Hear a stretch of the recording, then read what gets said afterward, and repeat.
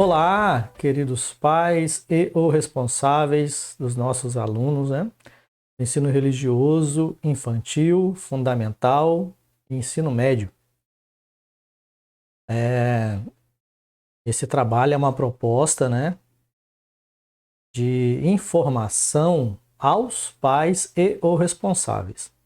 Essa foi a proposta que eu enviei para a faculdade, já que nós não estamos podendo ir à sala de aula, fazer o estágio presencial. Estamos fazendo esse estágio nessa modalidade de à distância, né? Pelas redes sociais.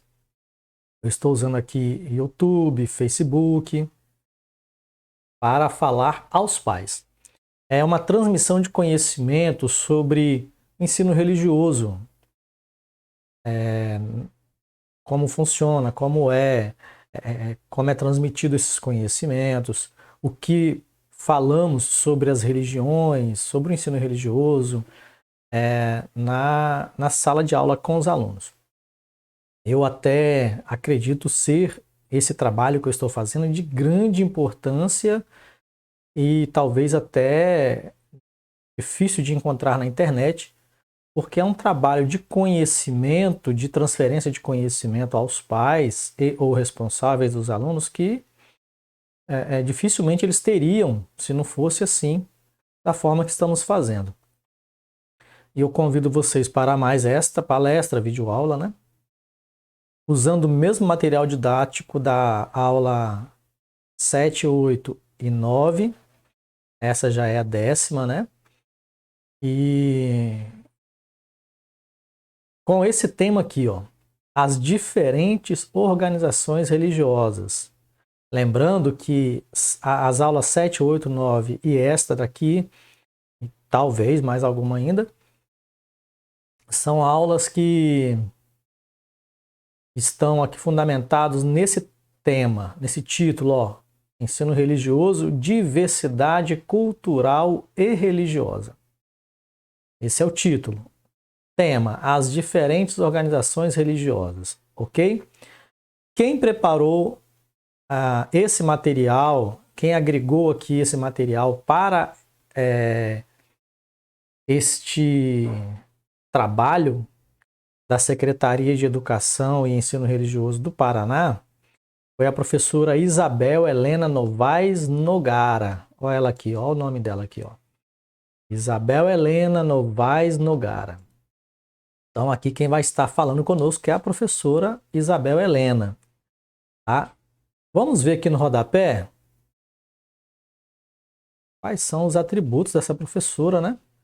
Olha lá, professora de ensino religioso, também, né? Professora de ensino religioso da Secretaria de Estado da Educação do Paraná, NRE de Paranavaí. É uma cidade lá do estado do Paraná. Então é uma professora, é acadêmica, né, tem currículo e é professora da Secretaria de Educação, né? Assim como a professora que nós mencionamos nas duas aulas anteriores e também o professor Eloy, né? São pessoas altamente gabaritados, condutores, mestres, né? São acadêmicos. Pessoal, olha só, eu espero que vocês estejam gostando, né? Da nossa dinâmica de aula, a nossa didática, a nossa forma de transmitir o conhecimento, a nossa metodologia, a minha metodologia que eu aderi para mim, né, desde sempre, desde que eu comecei a lecionar, é esta, de leitura e interpretação do texto lido, que eu acredito ser muito eficaz para a transmissão do conhecimento, naquilo que o professor quer ensinar, quer transmitir, né? Ele lê juntamente com o aluno juntamente com ele, e ele volta interpretando tudo que foi lido. Eu acredito ser uma metodologia muito eficaz para a transmissão do conhecimento. Claro que eu estou falando para adultos, né? Seria o caso também do ensino médio, né? Já nas modalidades infantil e fundamental, nós temos que usar outras metodologias, como já falei anteriormente, para o ensino infantil, primordialmente, metodologia lúdica, que usa brinquedos, desenhos, historinhas, que alcança o nível de percepção, de entendimento deles. Para o ensino fundamental, a gente tem uma outra, não vou falar aqui agora, porque quando eu for fazer a próxima modalidade, que será o ensino fundamental, a gente vai falar muito sobre isso, e depois no ensino médio fica até mais fácil, porque aí eu posso usar essa metodologia também, assim como estou usando agora para vocês adultos, que são os pais e responsáveis desses alunos. Ok? Vamos para nosso tema de hoje, as diferentes organizações religiosas. É claro que não vamos falar de todas que existem no mundo, nós estamos abordando aqui as religiões mais conhecidas, as mais propagadas, as mais faladas, né? E as que são proeminentes, que têm o maior número de adeptos, né? Ok? Então vamos lá. Vamos ver o que a professora Isabel Helena preparou para nós. O que ela vai nos ensinar, né? Então eis aqui algo que já me chamou a atenção. É sagrado porque eu respeito ou eu respeito porque é sagrado?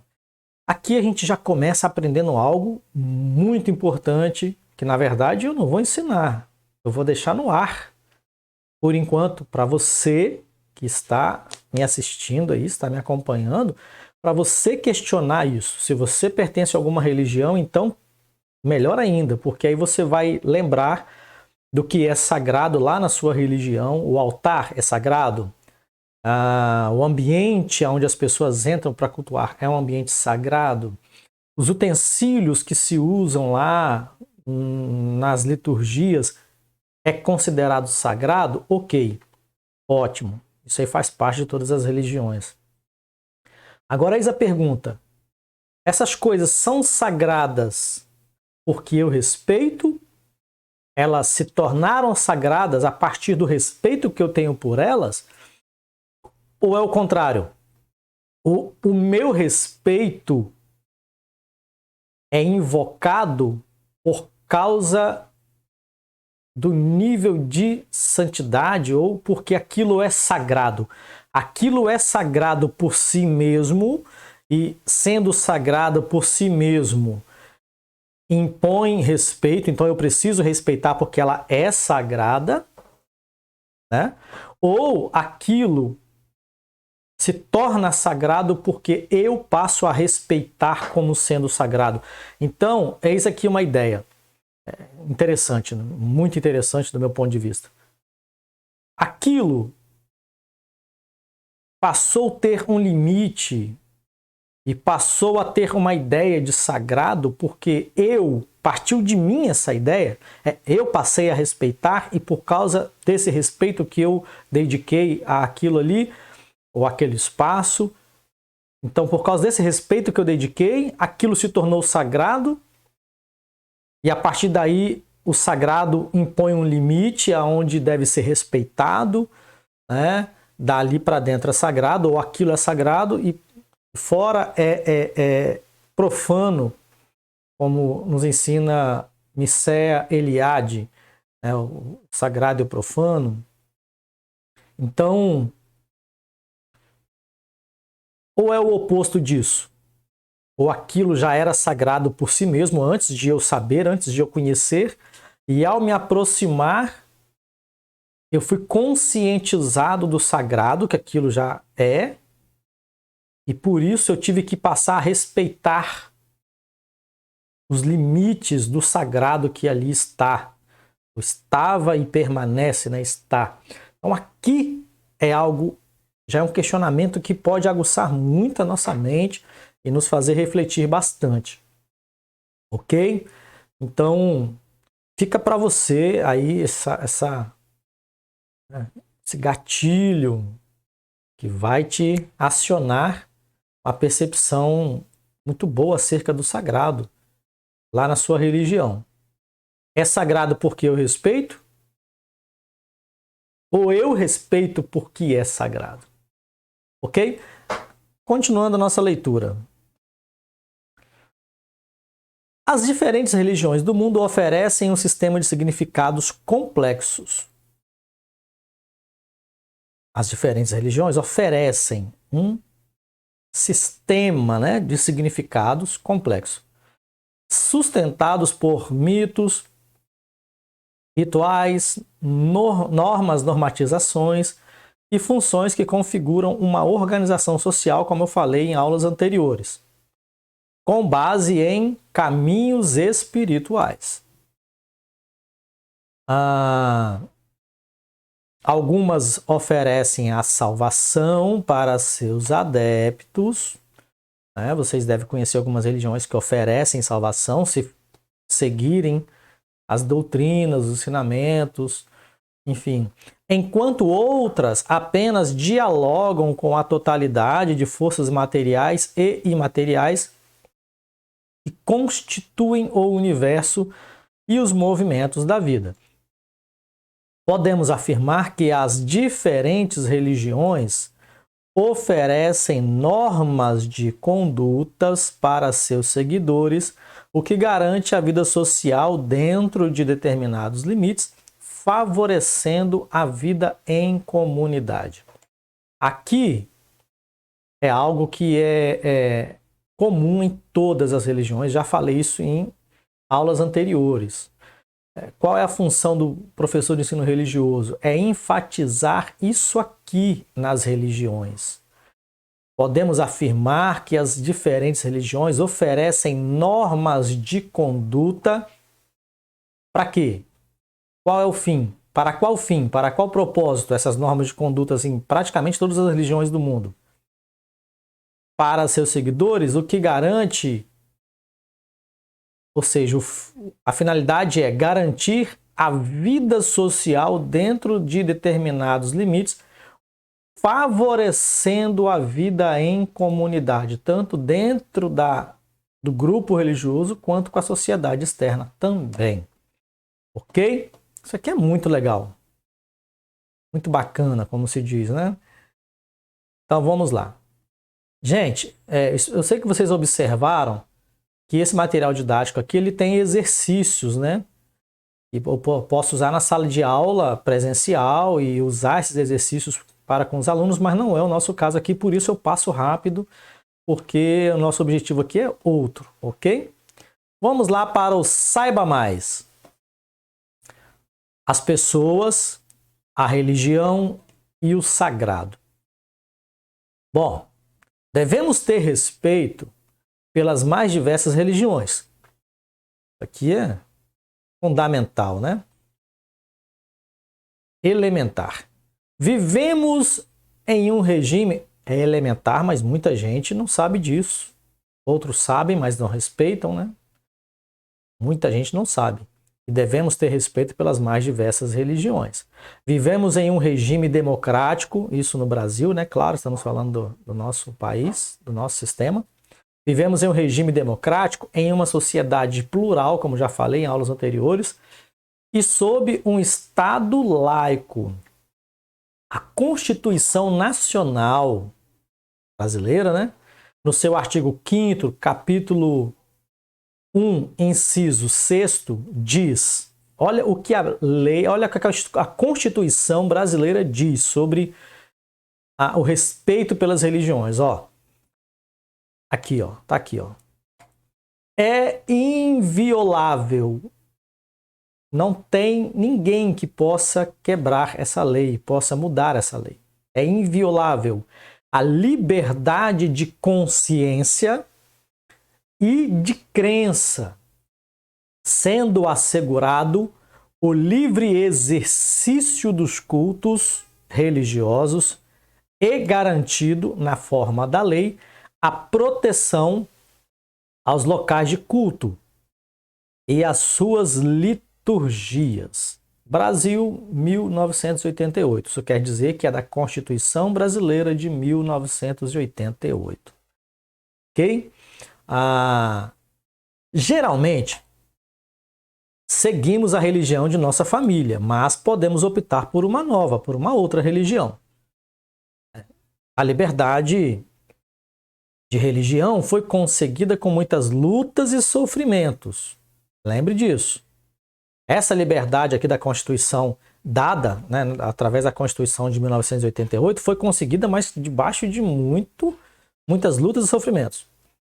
A intolerância religiosa causou e causa muitos conflitos e guerras violentas, que são travadas em nome de uma determinada crença religiosa.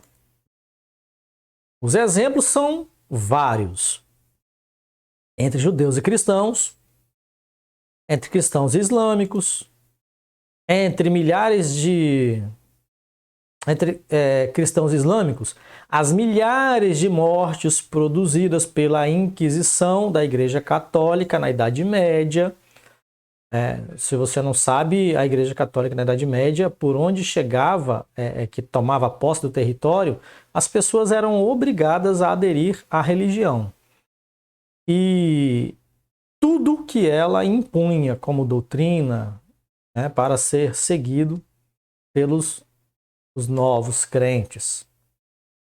Qualquer mínima coisa que confrontasse ou que fosse contra os conceitos doutrinários deles, eles consideravam como heresia, como hereges e até mesmo matavam. E nessa execução, nesse tribunal chamado Inquisição, Tribunal de Inquisição, foram mortos milhares de pessoas contra os considerados hereges, como eu acabei de falar. As guerras entre católicos e protestantes também nos séculos XVI e XVII, em consequência da reforma religiosa, que é conhecida como a reforma protestante, né? E aí abriu-se mais uma porta no cristianismo uma porta que é uma vertente do cristianismo chamado cristianismo protestante. Né? Cristianismo evangélico protestante, enfim. Entre outras. Aí depois, entre os protestantes, abriram-se mais várias portas. Cada uma partindo de um ponto de vista, desde a leitura da Bíblia, com as suas interpretações teológicas, enfim. Até 15 anos atrás, haviam mais de 18 vertentes teológicas e cada uma de suas vertentes tinha também uma denominação religiosa diferente da outra. Rapidamente, só para você ter uma noção aqui, ó. Batista, Maranata, Assembleia, Deus e Amor, Quadrangular, Metodista, Wesleyana, enfim, todas essas denominações têm a sua teologia, usando o mesmo livro que é a Bíblia, mas cada um que lê tem uma interpretação, cria uma teologia e automaticamente cria também a denominação. E eis aí as muitas subdivisões do cristianismo, né? Tudo baseado no que a gente está falando aqui sobre a intolerância religiosa, tá? Você talvez não sabe, mas entre os cristãos, mesmo os evangélicos, entre os protestantes, há uma intolerância muito grande na questão de interpretação dos textos bíblicos. Tem uns que falam que o outro vai para o inferno. Poderia dar muitos exemplos aqui, mas não é o objetivo da nossa aula. Mas falando-se de intolerância religiosa, até entre eles mesmos há uma guerra teológica, na verdade. A intolerância religiosa também se expressa em conflitos cotidianos, quando se menospreza pessoas por não pensarem religiosamente do mesmo modo, confirmando o que eu acabei de falar aqui da diferença que há no meio dos cristãos, evangélicos, protestantes, pentecostais, neopentecostais, ultra, super, mega, blaster pentecostais, enfim. Não vivemos isolados, vivemos em sociedade e estamos em contato com as mais diversas culturas do mundo, entenda isso. Atualmente vemos culturas destruídas e povos dominados pela ignorância de outros, com culturas diferentes e economicamente mais fortes. Aqui está uma chave de um conhecimento interessante. Quem gosta de dominar os outros? Quem tem culturas diferentes e é economicamente mais forte. Eles saem e vão até povos menores, economicamente mais fracos, e impõem a sua religião, sua fé, sua teologia, seu sistema político, enfim, né? Eu não vou entrar em detalhes, não. Há muitas religiões que guardam muitas aproximações entre si. Existem semelhanças, e elas até guardam essas semelhanças, né? Mas, enfim, eles enfatizam muito mais as diferenças, e a partir daí surgem a famosa intolerância religiosa. O desconhecimento, a ignorância aqui é falta de conhecimento mesmo, né? E também grosseria a respeito dessas afinidades é uma das causas do desrespeito e intolerância. O desconhecimento, a ignorância a respeito dessas afinidades. Que afinidades são essas? Essas aqui, ó, que acabamos de ler, ó. Há muitas religiões que guardam muitas aproximações entre si. O desconhecimento, a ignorância a respeito dessas afinidades é uma das causas do desrespeito e intolerância das religiões de umas com as outras. Gilberto, cita pra gente rapidamente, por favor, por gentileza, por obséquio, semelhanças ou pelo menos uma aproximação que há entre as religiões. Simples, meus queridos, entenda isso, guarda no seu coração, na sua mente, que é o pontapé inicial. Se você entender isso aqui, você nunca mais vai discriminar a religião de ninguém. Todas as religiões do mundo estão tentando conhecer o mesmo ser, estão tentando se relacionar. E depois que acreditam ter aprendido alguma coisa sobre ele, tentam ensinar para os outros. Todas estão tentando se relacionar com um ser que nenhuma delas conhece na sua plenitude. Nenhuma. Absolutamente. Isso aqui eu falo com minhas palavras, mas usando o conhecimento que a gente adquire através dos grandes estudiosos que vieram antes de nós. Mas eu afirmo isso aqui contundentemente. Nenhuma religião do mundo nunca houve, não há e nem haverá nenhuma religião que conheça esse ser na sua plenitude, esse ser que cada religião dá um nome para ele, imagina ele de uma forma, tenta se relacionar com ele de acordo com a sua própria cultura, sua visão de mundo. Eu sempre falo sobre isso, gente. Então, esta é a principal aproximação entre todas as religiões. A aproximação que quer dizer que é algo que todas elas têm em comum. Todas estão tentando, mas nenhuma delas conseguiu. O máximo que elas conseguem é perceber como se fosse uma faceta. Aí a outra percebe uma outra faceta e por aí vai. Mas nenhuma delas pode dizer, eu o conheço na sua plenitude. E isso me deu também o direito de me apropriar do conhecimento e de me apropriar desse ser. E agora todos terão que seguir o que eu ensino, porque é a verdade total, totalitária. E, enfim, eu não vou continuar porque o objetivo aqui é outro. Mas, ok?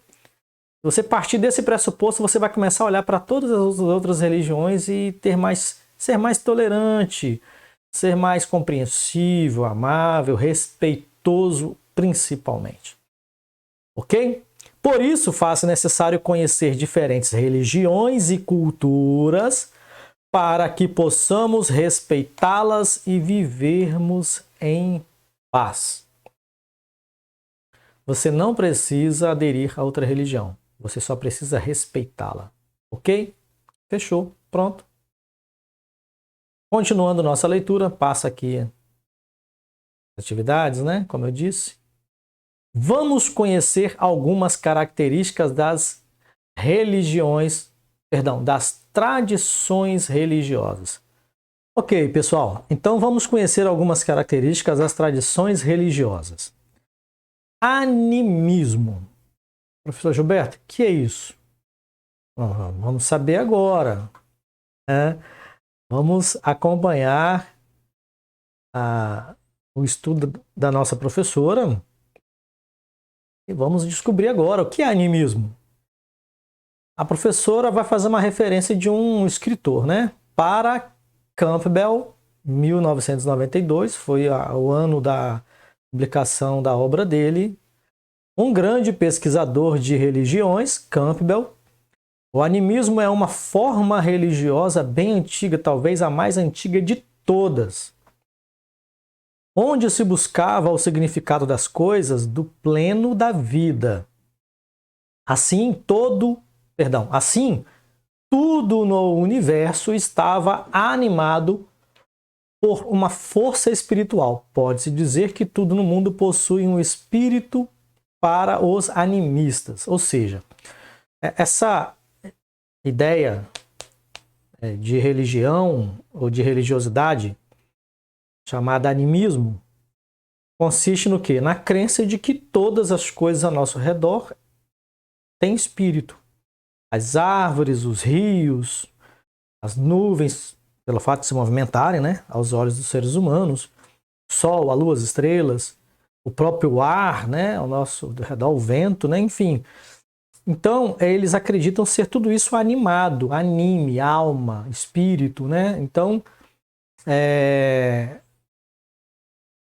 assim, tudo no universo estava animado por uma força espiritual. Pode-se dizer que tudo no mundo possui um espírito para os animistas. Animistas são os que pensam dessa forma, os acreditam, né, dessa forma, no animismo. Assim, as árvores, as pedras, os astros, todos os animais, insetos e também os objetos podem relacionar-se com as pessoas em um campo mais emocional, transcendente. Para os seguidores do animismo, os espíritos animam o mundo, protegem a saúde, permitem boas colheitas, velam pelas pessoas e, sobretudo, pelos espíritos dos mortos. Se as pessoas forem más, podem ser castigadas por meio de catástrofes e doenças enviadas por eles.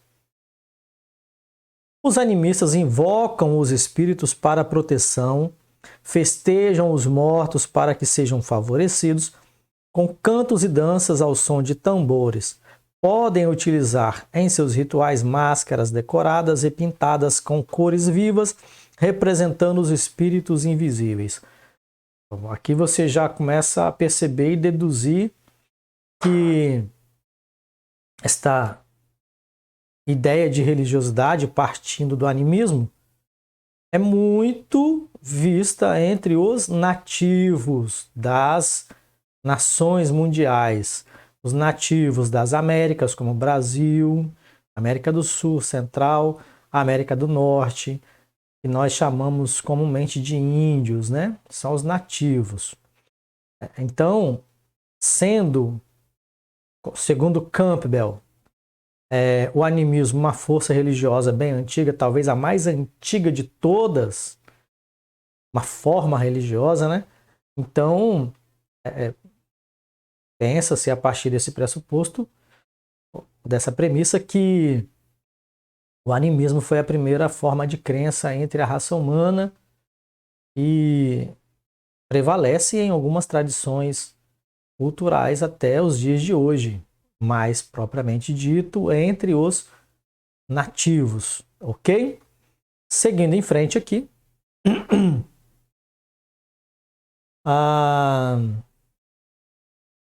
Exemplo de oração animista. Interessante isso daqui, tá, gente? Ó, montanhas, terras daqui, terras de acolá, sede-nos favoráveis. Espíritos que nelas residem, sede indulgente para conosco. Permiti que os animais, vossos filhos, saiam e se deixem prender na grande fogueira que acenderemos amanhã. Oferecer-vos-emos o melhor das carnes e vos daremos em sacrifício o fígado e o coração deles.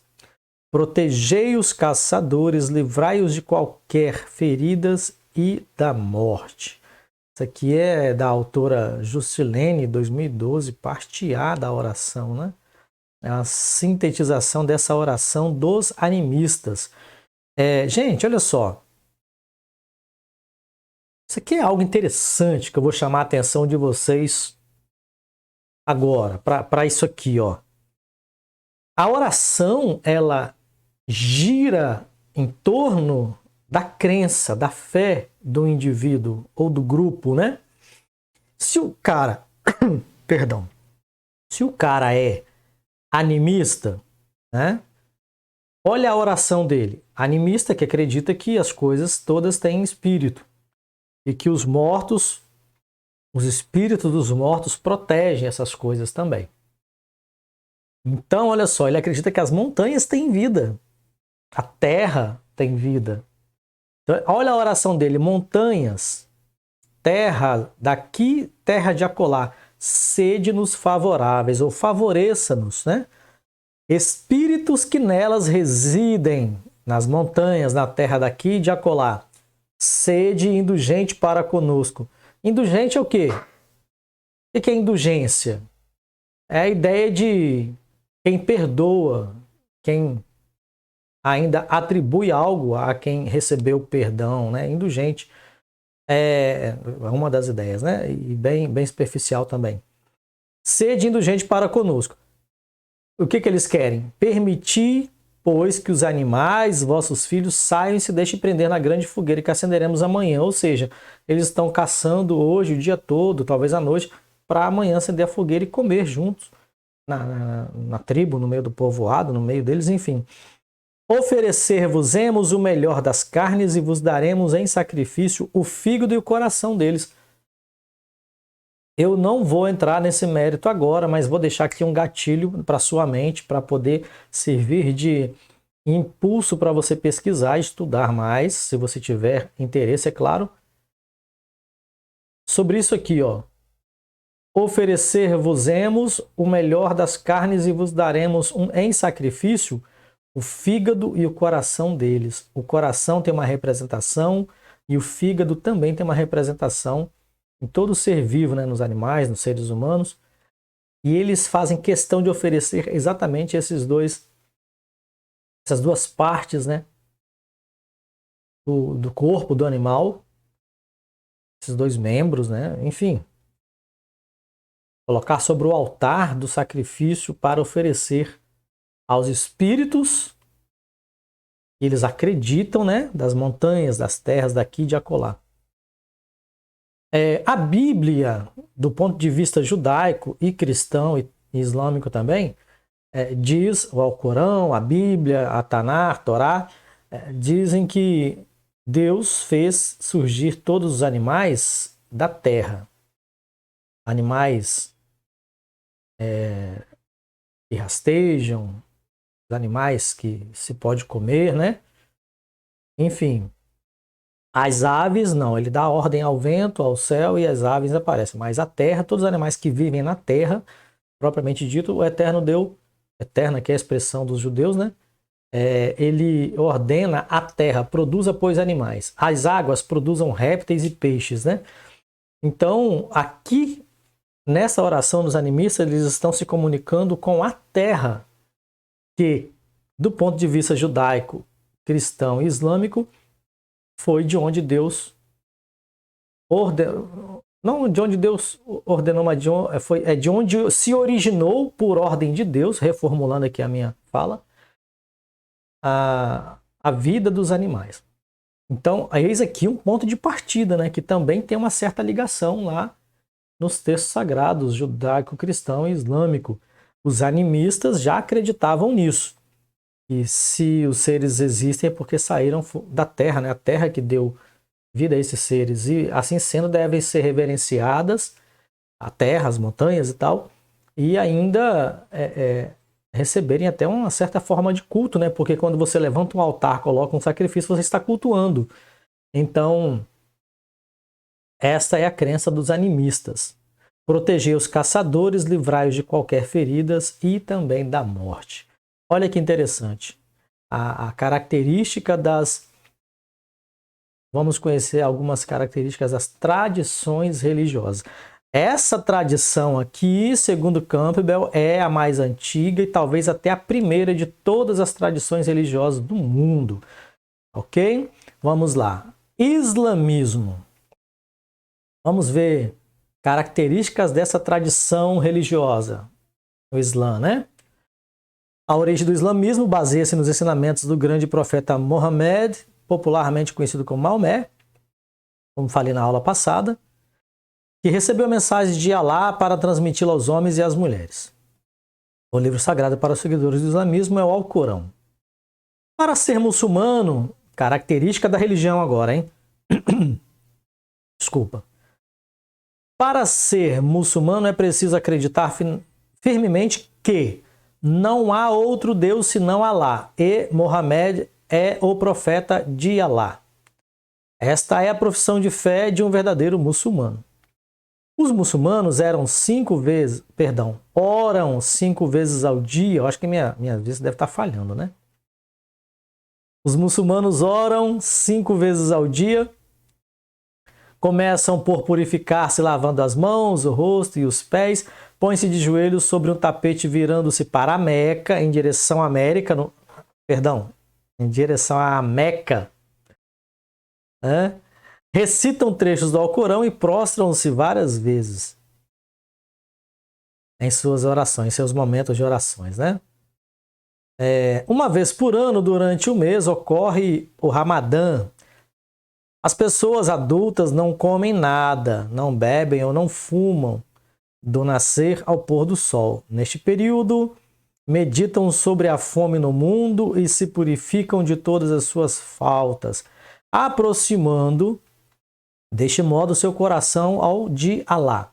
O Ramadã é um período que se localiza no 9º mês do calendário muçulmano. Ao terminar o mês de Ramadã, eles fazem uma grande refeição familiar que é chamada de Eid el-Segir.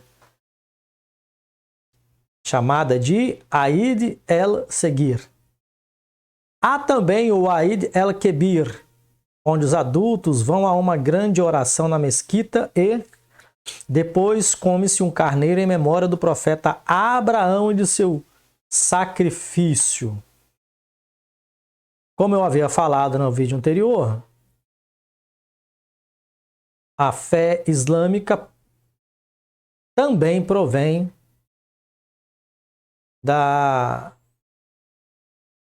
do personagem Abraão, né? Porque, rapidamente aqui, só para você ter uma noção inicial, básica, os muçulmanos, que são árabes, né, acreditam também serem descendentes de Abraão, através do seu filho Ismael, o filho que ele teve com a egípcia, que foi escrava de Sara. Me ocorreu agora de esquecer o nome dela. Mas, enfim, Abraão tinha a sua esposa Sarai, e Deus tirou o I, deixou Sara. Com a Sara, Deus teve Isaac, que depois teve Jacó e Esaú, e de Jacó descenderam todos os 12 filhos e netos que, né, compõem todo o povo de Israel hoje. Mas como Abraão, antes de ter seu filho Isaac com a sua esposa Sara, ele concordou em coabitar com a escrava egípcia que Sara tinha, né? E com essa escrava ele teve um filho que deu o nome de Ismael, de onde descendem os árabes, ok? Cuja tradição religiosa é o islamismo. Então, por isso que eles fizeram referência a Abraão aqui, ó, porque se consideram descendentes de Abraão também. E também é por isso que eles acreditam ser a terra de Canaã, a Palestina, ser de herança deles também. E por isso a guerra entre judeus e islâmicos, entre judeus e árabes, em relação à terra de Canaã, por causa dessa situação.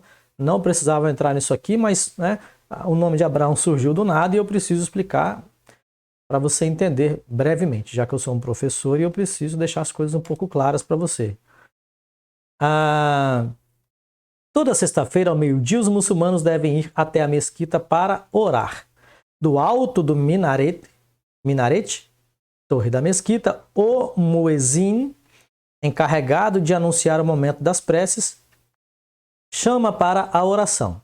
Antes de entrar, os participantes tiram os calçados, ou seja, entram descalços na mesquita, né? O chão na mesquita é coberto de tapetes para a oração. É o imame, líder religioso, que preside a oração e faz um discurso religioso, uma forma de pregação, de ensinamento, né? O discurso religioso. Oração dos islâmicos, oração básica, né? Pontapé inicial aqui. Primeira surata, capítulo do... Surata é um capítulo do Alcorão, né? A primeira ali, primeiro capítulo. Em nome de Alá, o misericordioso, o misericordiador. Louvor a Alá, o Senhor dos mundos, o misericordioso, o misericordiador, soberano do dia do juízo. Só a ti adoramos e só a ti imploramos ajuda. Guia-nos à senda reta, caminho reto, justiça, enfim, né? A senda dos que agraciastes, o caminho daqueles a quem tu agraciastes, né?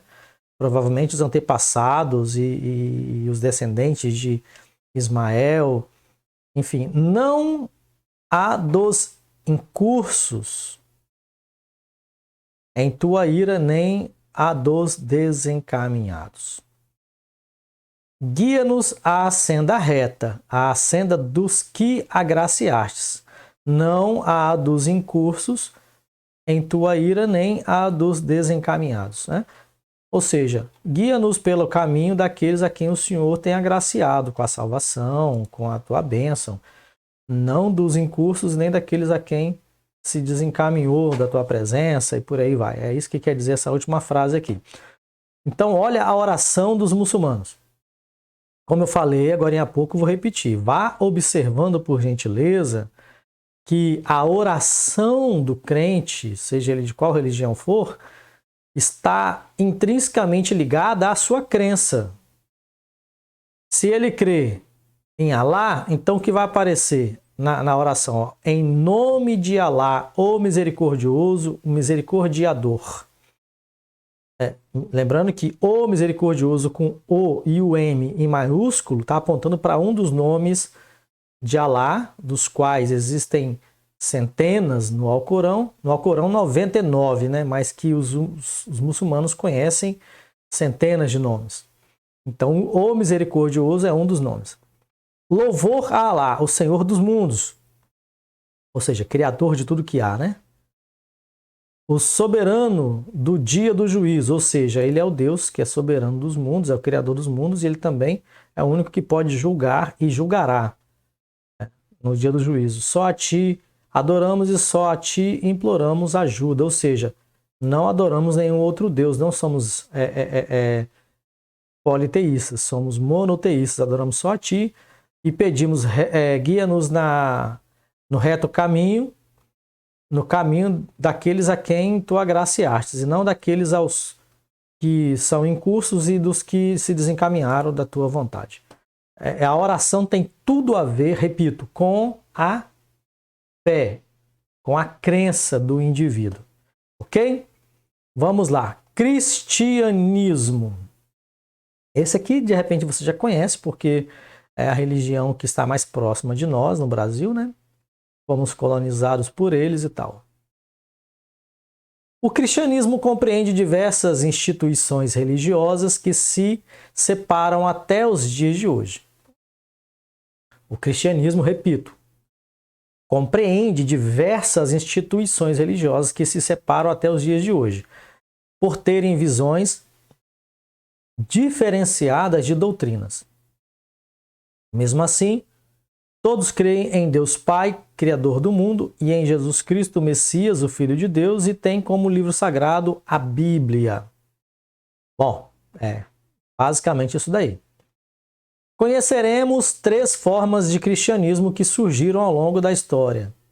Os católicos romanos, os ortodoxos, que ficam mais na região oriental do mundo, né? No Oriente Médio, lá na região oriental, e também os protestantes, que é mais na Europa e Américas, né? Na África também tem muitos protestantes, porque já fizeram muitas missões por lá. Aos domingos, os católicos se reúnem para celebrar a missa. Os protestantes participam do culto e os ortodoxos celebram a divina liturgia. Bom, você percebeu que são três expressões diferentes, porque são três vertentes do cristianismo, mas que têm algumas diferenças.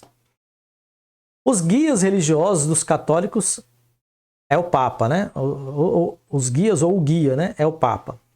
Os bispos e os padres. Então, os guias religiosos dos católicos são o Papa, melhor dizendo agora, da maneira correta, a leitura, né? Os bispos e os padres. Dos protestantes são os pastores e dos ortodoxos são os patriarcas, os bispos e também os padres. Os católicos romanos e os protestantes celebram o nascimento de Jesus no dia 25 de dezembro e os ortodoxos em 7 de janeiro. A maior festa para os cristãos é a Páscoa. Neste dia celebram Jesus ressuscitado por Deus e vivo para sempre. Rapidinho aqui. Interessante isso aqui, ó. Os católicos e protestantes celebram o nascimento de Jesus no dia 25 de dezembro, Natal, né? Já os ortodoxos, que são lá da região oriental, celebram em 7 de janeiro. Então, se ele nasceu em 7 de janeiro, né, é o que os ortodoxos acreditam. Ok. A oração do Pai Nosso é feita pelos católicos, pelos protestantes e também pelos ortodoxos, porém com algumas diferenças no seu texto. Vamos conhecer? Vamos, agora aqui, ó. Olha lá. Pai Nosso, aquela oração que todo cristão sabe. O católico, apostólico romano, como ele ora o Pai Nosso? Vamos ver. Pai nosso que estais nos céus, santificado seja o vosso nome, venha a nós o vosso reino, seja feita a vossa vontade, assim na terra como no céu. O pão nosso de cada dia nos dai hoje. Perdoai as nossas ofensas, assim como nós perdoamos a quem nos tem ofendido. Não nos deixeis cair em tentação, mas livrai-nos do mal. Amém. Mateus capítulo 6, versículo 9 a 13. Bíblia Sagrada, 1987, sua publicação. Ok. O cristianismo ortodoxo lá oriental, como eles oram o Pai Nosso? Pai nosso que estais no céu, santificado seja o teu nome, venha a nós o teu reino e seja feita a tua vontade, assim na terra como no céu. O pão nosso substancial dai-nos hoje e perdoa as nossas dívidas, assim como nós perdoamos aos nossos devedores. E não deixeis cair em tentação, mas livrai-nos do mal. Amém. Sacramentário Rito Bizantino, 2001. Ok? Então, os ortodoxos mudam aqui no pão nosso substancial, dai-nos hoje. E perdoa as nossas dívidas, assim como nós perdoamos aos nossos devedores. Aqui, ó, o pão nosso de cada dia comum, né? Nos dai hoje. Forma comum de se expressar. Perdoai as nossas ofensas, assim como nós perdoamos a quem nos tem ofendido. Aqui usa a palavra ofensa, aqui usa a palavra dívidas. Aqui usa o pão nosso substancial, acrescentado, substancial, e aqui não. Ok, os protestantes. Pai nosso que estais no céu, santificado seja o teu nome, venha o teu reino, seja feita a tua vontade, tanto na terra como no céu. O pão nosso de cada dia, dá-nos hoje, perdoa as nossas dívidas, assim como nós perdoamos aos nossos devedores, e não nos induzas à tentação, mas livrai-nos do mal, porque teu é o reino e o poder e a glória para sempre. Amém. Mateus 6, do 6 ao 13. A tradução é Almeida, né? De 1995. Poucas diferenças. Os protestantes aumentam aqui no final Pois teu é o reino, o poder e a majestade, ou a glória para sempre. Amém. Coisa que nenhum dos outros dois tem, o protestante tem. Ok? Aqui, algumas diferenças também sobre monumentos, templos, né? Formato, a arquitetura dos templos. A Igreja Católica, a Igreja de São Pedro. Olha aqui como é, ó. Olha a arquitetura. E aqui uma igreja evangélica do ramo protestante, né? Então, uma igreja batista aqui, ó. Então, a arquitetura bem diferente, bem mais simples, né? Ok. Pulando as atividades, vamos agora para o budismo. O budismo surgiu na Índia, com Siddhartha Gautama, conhecido como Buda, que significa o iluminado, por volta do século VI antes de Cristo. Buda é visto pelos seus adeptos como um guia espiritual e não como um deus. Entenda isso, tá? Por favor. De repente você achava que Buda era considerado um deus? Não, não é não. É apenas um líder espiritual. Ele ensinava que o sofrimento que ocorre muitas vezes em nossas vidas vem do desejo de possuir coisas, que inclusive é um ensinamento que faria toda a diferença na sociedade pós-moderna, de sistema capitalista, onde a ideia do consumo é absoluta, né? E desejada, almejada e praticada o tempo todo. Ele ensinava que o sofrimento que ocorre muitas vezes em nossa vida provém do desejo de possuir coisas. Para alcançar a paz, é importante suprimir todo desejo egoísta, levando uma vida sem violência. O que isso quer dizer? Desejo egoísta, levando uma vida sem violência. Para Siddhartha Gautama, o cerne da violência está no desejo exacerbado de possuir coisas, né? A pessoa começa a cometer violência para possuir. Diga-se de passagem, é a verdade dos nossos dias, né? Não vou entrar em detalhes, mas você já percebeu aonde queríamos chegar se fôssemos apelar para esse viés aqui. Um dos livros sagrados do budismo chama-se Os Três Cestos, que conta com a vida de Buda e reúne seus sermões.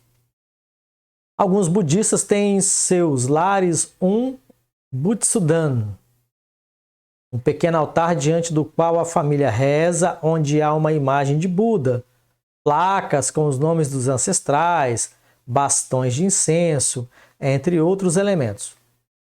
O templo onde fazem oferendas de alimentos a Buda chama-se pagode. Eu acho que você percebeu que eu fiquei até meio aéreo aqui, né? Eu acabei de aprender uma coisa que eu não sabia. E olha que eu venho estudando religiões, hein? Eu não tenho vergonha de dizer que eu não sabia, não. O templo onde fazem oferendas de alimentos a Buda chama-se pagode. Eu fiquei meio assim porque aqui no Brasil tem um estilo musical que se chama pagode, né? Por isso que eu fiquei meio suspenso. Os monges vivem em mosteiros, os monges budistas, né? A festa das flores acontece no dia 8 de abril. Nesta data celebra o nascimento de Buda. Nos templos enfeitam o altar de flores com a estátua de Buda, criança sobre o qual despejam chá adocicado. Em julho festejam a morte de Buda, homenageando os espíritos dos ancestrais. Levam até um rio pequenas lâmpadas que colocam em barquinhos de papel. Eis aí características da tradição religiosa budista. Oração. Pequenina, né? Bem pequena, bem sucinta, né, mesmo. A oração. Repete-se a frase várias vezes. Nam-myoho Renge Kyo. desperto para a vida. É claro que eu não sei pronunciar isso aqui. Isso aqui seria em sânscrito no original, mas está traduzido aqui. Traduzido não, perdão. Está transliterado com as letras da língua portuguesa, mas que ainda assim é muito estranho para nós, né? Nam Myoho Renge Kyo. Traduzido, agora sim, traduzido, ó, desperto para a vida. É só pronunciar isso aí várias vezes, isto é a oração budista. Fique por dentro. Bodh Gaya, Índia. É um dos lugares que mais recebe peregrinos no mundo, isso porque foi lá onde Buda alcançou a iluminação. Ok, se você não sabia, agora fique sabendo. Pergunta, aonde Buda, assentado, meditando, recebeu a iluminação, alcançou lá o nível mais alto de espiritualidade, partindo da crença dele? Foi lá em Bodh Gaya, na Índia. Ok? Show de bola.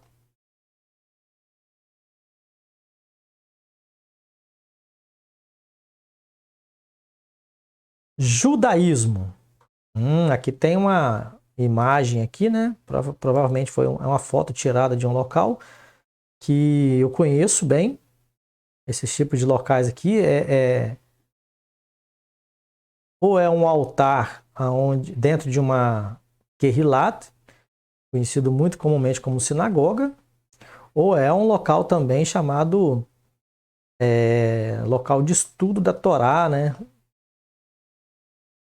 Vamos ler. Judaísmo. O judaísmo é uma das mais antigas religiões do mundo. Há quase 4.000 anos, um homem chamado Abraão instalou-se com sua família na terra de Canaã, hoje Israel. Os judeus creem num único Deus onipotente, o qual estabeleceu com eles um pacto de aliança, guardam a vinda do Messias, ou aguardam a vinda do Messias, o enviado de Deus. Quando ele vier, a terra inteira terá paz e justiça. Viu? Eu falei no vídeo anterior que essa é uma fé judaica. Depois deles, qualquer outra religião que acreditar nisso, com certeza pegou essa fé emprestada com eles. Segundo Balker, 2004, um pesquisador sobre religiões, a Bíblia hebraica utiliza diversos nomes para Deus, tal qual ao Corão, como eu citei no vídeo anterior. Os dois mais comuns são Elohim, e também o nome das 4 letras do alfabeto hebraico, Yud, Rei, Vav, Rei, que muitos traduzem como Yahvé, Jeová e tal, mas que mais próximo do original da pronúncia hebraica cultural seria Elohá, porque Elohim é uma palavra no plural em hebraico. E Elohá é no singular, né? Apontando para a divindade, o Deus que o povo de Israel acredita. Eles usam, é claro que aqui está transliterado para letras da língua portuguesa, e eu pronunciei como se fossem as letras do idioma hebraico, né? Yud, Rei, Vav, Rei. Peço até desculpas por não ter falado antes. YHWH. É o equivalente das 4 letras em hebraico Yud, Rei, Vav, Rei. Ok, pessoal? Traduzido como Senhor, uma tradução não muito próxima da realidade. Porque Senhor em hebraico é Adon. Adon. Nosso Senhor. Adonai. Nosso Senhor. E escrito como Yahweh. Yahweh. Aqui sim, aqui está muito próximo do original hebraico, cultural, né? Enfim, em traduções não judaicas da Bíblia, se está Yahweh em traduções não judaicas da Bíblia, então essas traduções não judaicas estão próximas das tradições judaicas, das traduções judaicas, porque Yahweh é uma palavra muito bem aceita na cultura idiomática judaica. Outra forma de se referir a Deus é por Adonai, como eu acabei de falar. Ó, Senhor significa Senhor, tá aqui, ó. Só que Adonai não é apenas Senhor, não. Senhor seria Adon. Adon é Senhor. Adonai ou Adoneino é nosso Senhor. Existe na comunidade judaica grupos de estudos feministas. Sabia não? Fique sabendo. E estes grupos observam que a palavra Senhor remete apenas ao universo masculino. Então, alguns judeus têm preferido traduzir o nome por qualidades divinas, tais como generosidade ou misericórdia. Bom, percebe-se que até nas tradições judaicas, nas tradições religiosas mais antigas estão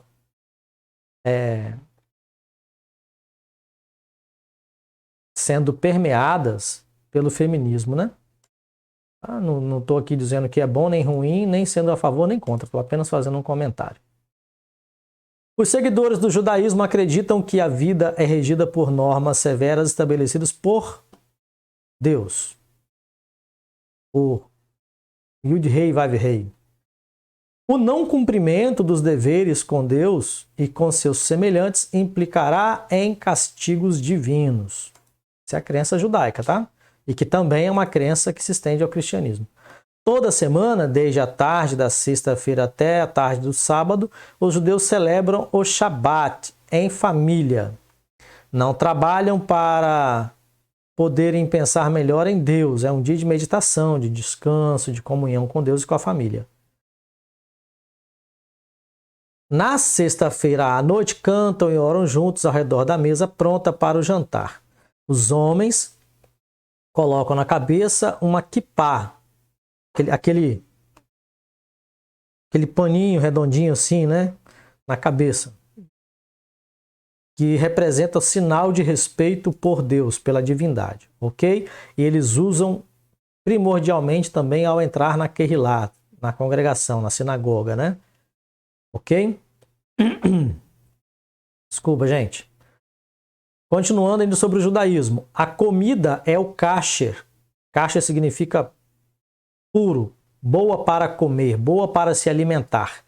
A comida é kasher, isto é, uma comida preparada segundo regras muito precisas, como, por exemplo, todo o sangue deve ser tirado da carne, porque para o judeu é pecado comer sangue, que não deve ser misturada com laticínios, ou seja, a carne também não deve ser misturada com nada derivado do leite. É um mandamento da Torá para eles, né?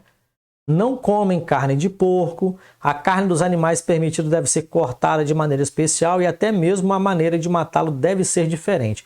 Tudo isso aqui está envolto no conceito de kasher ou kosher, ok? Tradição judaica, né? Enfim. No sábado pela manhã, os judeus vão à sinagoga para orar e ouvir um trecho da Torá. Da Torá, um livro sagrado deles, né? Claro. Que é explicado pelo rabino, líder religioso. Ok? A mais importante festa para os judeus é o Yom Kippur, dia do grande perdão, celebrada no outono. Neste dia, os judeus não bebem, não comem e ninguém trabalha para reconciliar-se com os outros e obter o perdão de Deus. Pessah, Páscoa na primavera, também é uma data importantíssima para o povo judeu, para os que praticam a religião e não praticam também. É também uma grande festa que lembra o dia em que Deus livrou o povo judeu da escravidão no Egito sob o comando de Moisés. Também em dezembro tem a festa do Hanukkah, ou Hanukkah, é Hanukkah mesmo, né? Hanukkah é o nome do utensílio lá, uma luminária com 7 pontas, né? 9 pontas, perdão, 9 pontas. 9. 7 é o menorá. O Hanukkah é com 9 pontas. Cada noite, durante 8 dias, acende-se uma vela num candelabro de 8 braços e oferecem presentes às crianças. Eu não entendi por que 8 braços aqui, mas a tradição diz que é 9. De qualquer maneira, vamos ficar com o que a professora disse, né? 8 braços. Ao completar 13 anos, uma outra cerimônia importantíssima no judaísmo, uma característica da religião judaica. Ao completar 13 anos, o jovem judeu participa de uma cerimônia na sinagoga chamada Bar Mitzvah. Traduzido significa filho do mandamento. Ou seja, o menino torna-se responsável diante de Deus e dos outros por seus próprios atos. Nesse momento, lê-se em voz alta, diante de todos, uma passagem da Torá. A oração frequente para essa cerimônia é o Shema. A palavra Shema em hebraico significa ouve ou escuta. Já que eles não colocaram aqui, já que a professora não colocou, eu vou acrescentar. Ao completar 13 anos, o jovem, o rapaz, o menino judeu, participa de uma cerimônia na sinagoga chamada Bar Mitzvah. As meninas passam por esse ritual com 12 anos de idade. E o ritual chama-se Bat Mitzvah.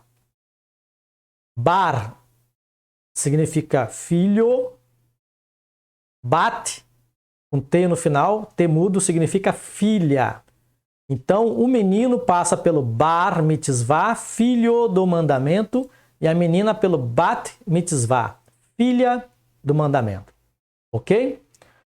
A principal oração do povo judeu, é a principal, começa com o Shema,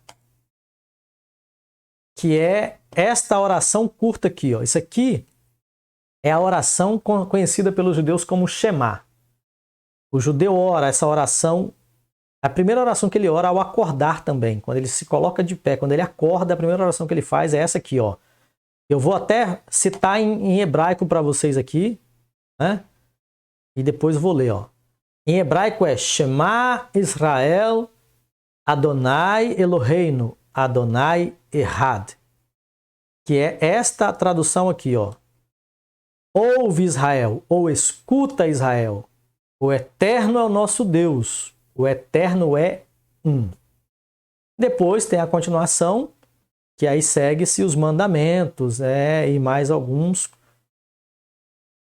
conceitos aqui de crença dentro das orações, dentro da oração. Ó, amarás ao Eterno teu Deus de todo o teu coração, toda a tua alma e com todas as tuas forças. Esse é o primeiro grande mandamento na Torá, né?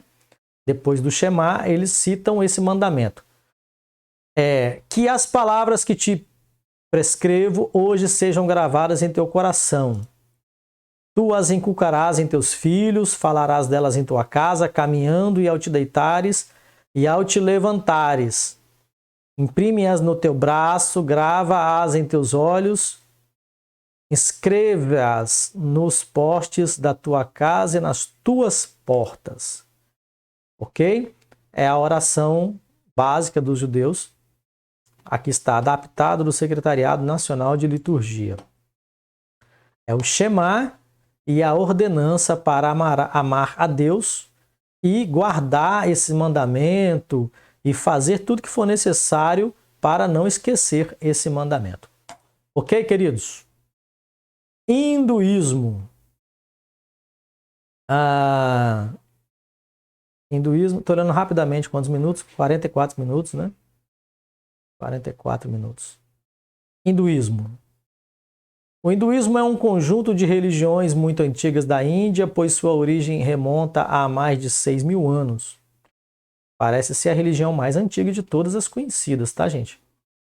Não tendo fundador, o hinduísmo é fruto de uma evolução gradual e da busca pessoal de muitos sábios e mestres da Índia antiga.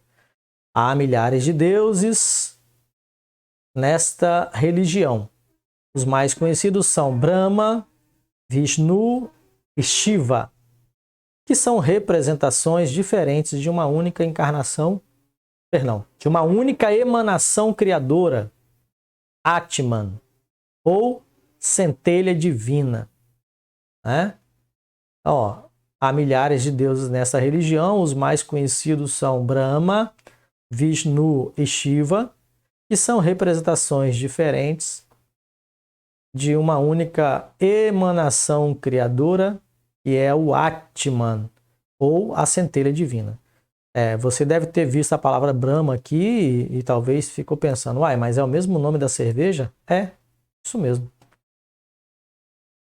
Os adeptos dessa religião acreditam que este ser habita dentro de cada uma das pessoas e que esta devem procurar por toda a vida o caminho para descobri-lo dentro de si mesmos, né? Muitos livros sagrados do hinduísmo contam a vida dos deuses. O livro mais antigo, o Rig Veda, foi escrito há mais de 3.000 anos. Outro livro muito lido pelos hinduístas é o Bhagavad Gita, né? Que eu até tenho o privilégio de ter um aqui. Permitam rapidamente pegar para mostrar para vocês, ó. Bhagavad Gita, que quer dizer o canto do Senhor. Os hinduístas praticam gestos que são chamados de puja. Sentados com as pernas cruzadas diante da imagem de um deus, recitam orações, queimam incenso e oferecem flores e alimentos.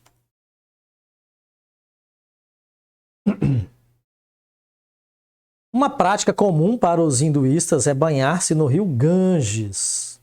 Já falamos dele aqui em aulas anteriores. O grande rio sagrado da Índia, onde fazem orações para purificar-se, mas também realizam suas práticas religiosas em templos. A sociedade hinduísta inicialmente era dividida em 4 castas, em 4 subdivisões, que são os brahmanes, sacerdotes, filósofos, enfim, os que estão ligados ao conhecimento. Os kshatriyas representada pelos milhares. Perdão, minha visão está falhando mesmo. Os kshatriyas, representada pelos militares e governantes. Os vaishyas, compostas pelos comerciantes e agricultores. E, por último, os sudras, que são os empregados, os camponeses e servos. É a base da pirâmide, né? No entanto, essas castas se subdividiam e atualmente existem aproximadamente 3.000 subcastas não oficiais. Cada casta possui suas regras, seus costumes, tradições, regras alimentares e até mesmo as profissões são definidos a partir dela, assim como suas práticas religiosas.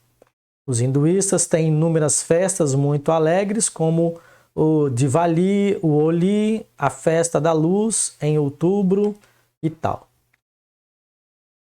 Oração hinduísta. Ato de arrependimento que é dirigido aos deuses para pedido de perdão. Oração de pedido de perdão. Se cometemos um ato que vos irrita, ó deuses, livrai-me dele. Livrai-me na lei da lei.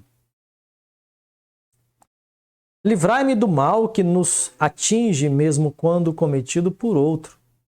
O mal resultante da palavra de um amigo ou de um parente.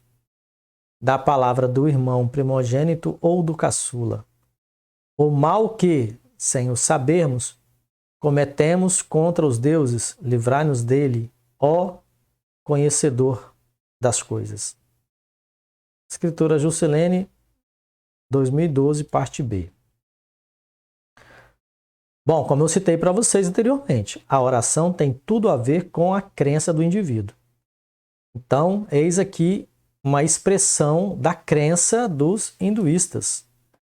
Livrai-me do mal que nos atinge, mesmo quando cometido por outro.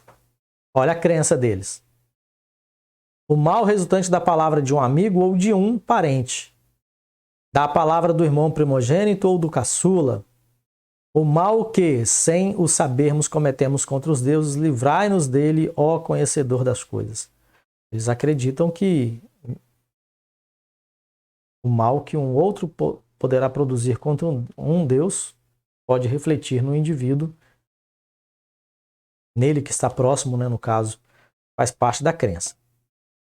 Saiba mais. Varanasi, Índia, é uma cidade muito antiga e sagrada, localizada na Índia. Acreditam que o rio Ganges, que banha a cidade, faz a ligação entre o céu e a terra, o divino e a vida. É uma cidade tão santa que os hinduístas acreditam que morrer ali e ser cremado às margens do rio sagrado favorece muito a elevação espiritual da pessoa. Por isso, muitas pessoas que possuem condições financeiras se mudam para Varanasi no final de suas vidas para poder ter seus últimos dias nesse lugar sagrado. É o mesmo que dizer que o judeu vive em torno da cidade de Jerusalém, a cidade sagrada, né? Onde viver, morrer, ser sepultado e posteriormente, através do Messias, voltarem à vida, é tudo de bom para eles. É o sonho máximo deles, né? A crença que lhes apraz, lhes dá uma satisfação. Fé Bahá'í, a revelação progressiva. A fé Bahá'í ou Bahá'í é uma religião nova que surgiu no Irã, Oriente Médio, em 1844. Seu fundador foi Bahá'u'lláh. Bahá'u'lláh não é o seu nome de nascimento, é um título que significa glória de Deus. Bahá'u'lláh ensinava que todas as religiões provêm de um mesmo Deus. Aí, ó, esse aqui está mais próximo da realidade. Apesar de que muitos religiosos, principalmente de vertentes cristãs, o chamariam de herege, né? Seus seguidores passaram a ser conhecidos como Bahá'ís e acreditam que em diferentes tempos da história da humanidade, Deus enviou mensageiros para educarem as pessoas nos caminhos do bem. Outra crença muito próxima da realidade da ciência da religião, do ensino religioso. É assim que cremos. Não é um credo, uma citação de um credo fundamental aqui para nós, mas basicamente pensamos ser desse jeito assim, que o ser divino, sobrenatural, transcendente age mesmo, porque o ser humano nasce hoje, morre daqui a um tempo, uma sociedade nasce, daqui a pouco acaba, vem outra sociedade, passa tempos, eras, enfim. E de tempos em tempos as coisas se renovam, pessoas aparecem ensinando o bem, ensinando códigos de ética, de moral, de conduta, prevendo um bom relacionamento entre as pessoas na sociedade. E por que não dizer que é o mesmo ser transcendente, que muitos chamam de Deus, né? Auxiliando a humanidade desta forma, através dessas pessoas, né? Ok, eu não estou aqui para dar minha opinião, mas foi quase que foi inevitável, né? Mas vamos lá, seguindo em frente.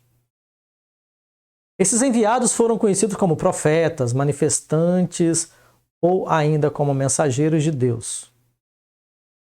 Eles tinham a tarefa de ensinar as pessoas a serem mais amorosas, justas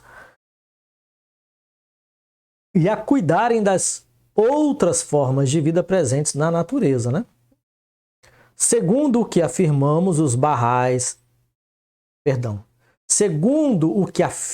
Bahá'ís, as religiões conhecidas como hinduísmo, judaísmo, zoroastrismo, budismo, cristianismo, islamismo e fé Bahá'í, entre outras, são o resultado das mensagens que o mesmo Deus enviou para a humanidade. Em cada tempo, Deus falou para as pessoas o que elas estavam prontas para ouvir e as ensinou conforme a necessidade do momento. Os Bahá'ís chamam esta ideia de revelação progressiva. Assim, eles acreditam que Deus enviou para esta missão na Terra seres iluminados tais como Krishna, Buda, Jesus, Mohammed, Bahá'u'lláh, enfim, né? Bahá'u'lláh. O próprio Bahá'u'lláh dizia que o propósito da religião é promover o desenvolvimento contínuo da civilização.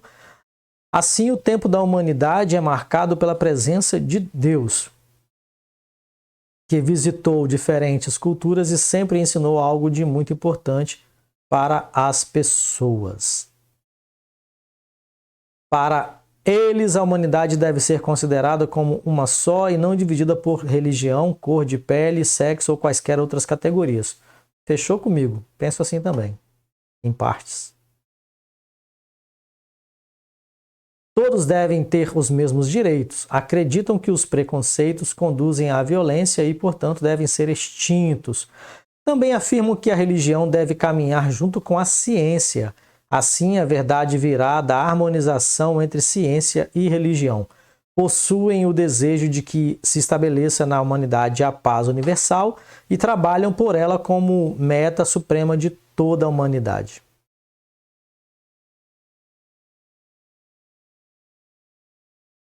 Existem 3 orações obrigatórias na qual os Bahá'ís podem escolher recitar uma das 3 durante o dia. Oração obrigatória curta. A oração obrigatória curta pode ser recitada uma vez em 24 horas, entre o meio-dia e o pôr do sol. Dou testemunho, ó meu Deus, de que tu me criastes para te conhecer e adorar. Confesso, neste momento, minha incapacidade e teu poder, minha pobreza e tua riqueza. Não há outro Deus além de ti, o amparo no perigo, o que subsiste por si próprio. Para mim, uma das orações mais completas, com todo respeito às demais, uma das orações mais completas, a oração da fé Bahá'í. Aqui está a referência onde foi tirada a oração. Aqui vamos apresentar 5 símbolos básicos aqui, ó. Símbolo do cristianismo, uma cruz. Aqui, na verdade, é a cruz de Malta, né? Porque veio da Europa, mas enfim. Símbolo do judaísmo moderno, estrela de Davi. Símbolo do zoroastrismo, fogo, né? Aqui tem um vaso aqui meio oriental, meio grego, meio romano, assim, né? Parecido com as esculturas romanas, grego-orientais, enfim. Mas aqui está o fogo. Símbolo do islamismo, o hilal, né? A lua nova com uma estrela de 5 pontas. E símbolo da fé Bahá'í, da conexão de Deus com a humanidade. Ok? Queridos, chegamos ao final desta aula com muita alegria, muita satisfação. E eu aguardo vocês para a próxima, ok? Até lá, gente!